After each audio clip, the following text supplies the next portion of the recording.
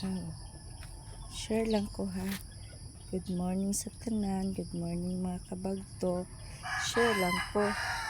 Diba ako ni siya napupagitan. Nadyo kayo naobserbahan. Nga ang unfold mas dali siya mudaghan ikating kaysa seeds.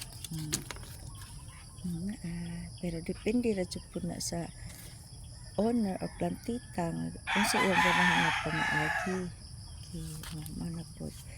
Mama Fe, diba nihatag ko nimo usa ka saha na anak pod sila.